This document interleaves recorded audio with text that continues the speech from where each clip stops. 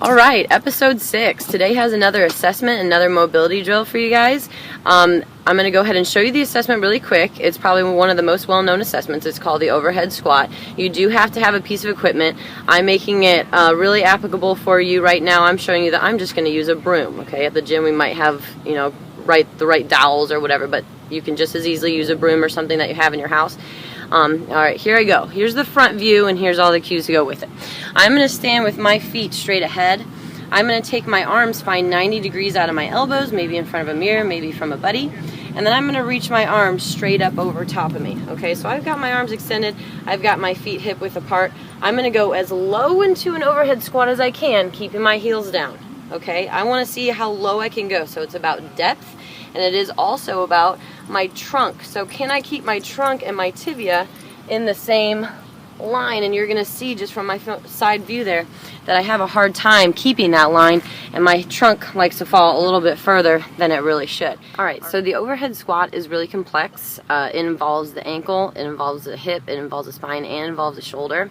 So instead of us doing the overhead squat over and over to get better at it, you're going to want to break it down into pieces. So your teacher didn't teach you the ABCs and actually go through all 26 letters and expect you to know it right away. They broke it down into segments, and we're going to do the same thing with the overhead squat.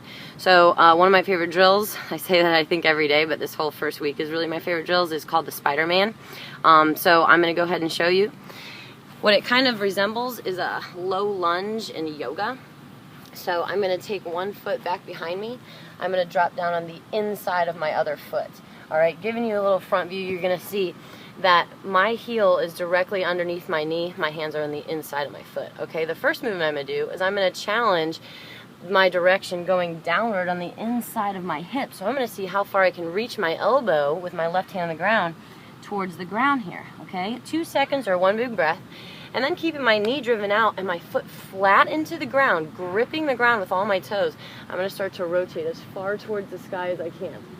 Okay, one big breath or 2 seconds, and the last movement I'm going to do is take my hand on the outside of my right foot, and I'm going to see if I can extend my knee. Okay, I'm going to keep going through that. Reach, breathe, reach and breathe, and extend and breathe. And I'm going to see if I can improve it after 5 reps. Okay, after I get done with 5, I'll switch. I'll give you guys a little side view.